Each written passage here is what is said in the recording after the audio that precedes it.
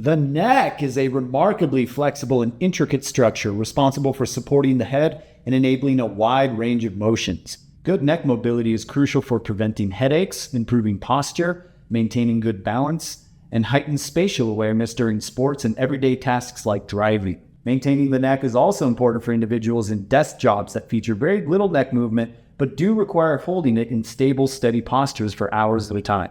Neck movements can be performed standing or seated. All right, you actually looked at the neck videos. Good for you. Probably one of the most overlooked, undertrained areas of the body, yet more important than ever, especially now that we're all stuck in our phones, right? Get your chin out of there. Step one, stiffen up everywhere. Even though we're just working on the neck, we always want that blood pumping. Step two, pull the shoulders down. This elongates the neck and adds additional tension to all our forms. First, up and down. Doesn't get a whole lot more fundamental than this. When you look up, make sure you're not pinching your neck. That's why we keep the shoulders down, but simply rolling the head. Not this. This. You can jut the chin out to put additional tension through the front of the neck and the collarbones. And then down. Once again, we don't just want to crank the front of the throat, we want to rotate the head and feel that length and tension going up through the back of the neck. For those of you who have migraines or any kind of severe neck issue, just like everything else, you may need to start this with very small, subtle movements and build your way up to a fuller range over time. All the same rules apply. As long as it's below a 3 out of 10 pain and you're starting to fatigue up towards 5, 6, 7, it's all good. Feel free to add a little bit of variability at your end ranges as well. When you feel like you've hit your limit, go ahead and play in 3D and unlock a little bit more range. Next, forward and backward, the other great countermeasure to modern living. First, pull the shoulders down, of course. Squeeze up, and then actually work out. Exaggerate that modern neck as far as it can go forward. And then stay tall, pulling it back. You see my cadence here is about 10 seconds in either direction. That's not a hard and fast rule, it just needs to be slow. 5 seconds or longer is good. Just like up and down, you can also play with 3D at your end range. Move through the transition to what feels like the limit, and then dig out even more of that border using 3D.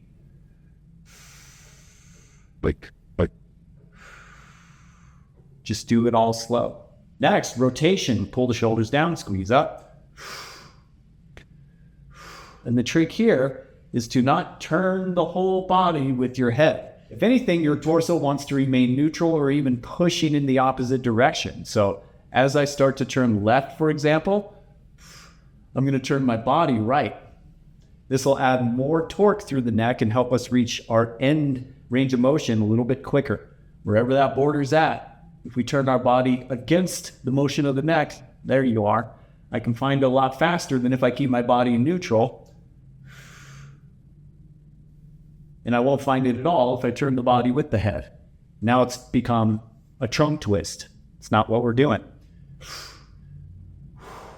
Just like the others at end range, feel free to add a little bit of slow variability to try to nudge that border out just a little bit more. Keep your shoulders down through the transition. Of all of these, this is the one that's going to want to make you bunch your shoulders up the most. In defense of your neck. Your body has defensive tactics to try to protect the neck, but all this is going to do is exacerbate the tightness that we're trying to remove, right? So just be aware of that as you're doing these rotations. If you start bunching up, set them back down and keep going. Oh, baby. And finally, circumduction or circles. Just call them circles. This combines elements of the previous three into one whole motion. So needless to say, this is going to take you even further into your restrictions relative to any of the other more linear patterns that we've shown so far. This is also the movement where you're likely to get the most clicks, pops, cracks, crunches, audibles coming out of the neck. As we've explained in other videos, tis but crepitix. As long as it's not painful and it's just noisy, you can work with it. Don't be afraid.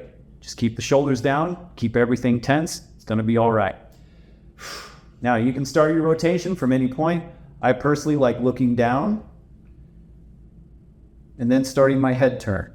Once again, if you have any kind of severe neck issues or even moderate neck issues, make this a very small circle to start with, right? It can be a little baby circle that you eventually grow into a wider and wider and rangier circle.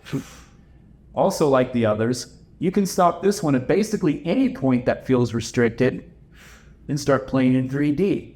In that sense, it works the same as our power yawns, our hip circles, any rotational movement. At any point along that rotation, if you feel a restriction or a sharpness or a weakness or whatever, stop there and play around with it.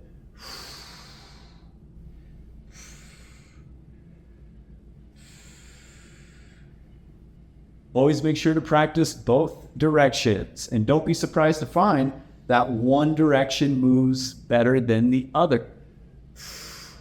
Why? Who knows? You might have bumped your head this way 20 years ago and then set a weird pattern that only pops out when you move this way or that way. Could be the way you sleep, could be a lot of things, doesn't matter. Just observe, and the direction that feels stiffer, weaker, noisier, whatever, that's the one you want to sink more of your time into until it feels a little bit more balanced relative to the other direction. Got it? One of the best things about training the neck is it really doesn't take a lot. Just about 2 or 3 minutes a day, especially if you're at work and you just want to take a break. You can create a lot of accumulating long-term change in just a couple minutes at a time, here and there, as you need a break from the devices. Good massage options to pair with this include the scalp. Yes, the scalp itself. Especially the temples and the occipital lobe here in the back. Manual massage of the neck and ball-assisted massage of the neck, upper back, and pectorals right underneath the collarbones. For a more detailed explanation of any of these massages, head over to your massage tutorials. Enjoy.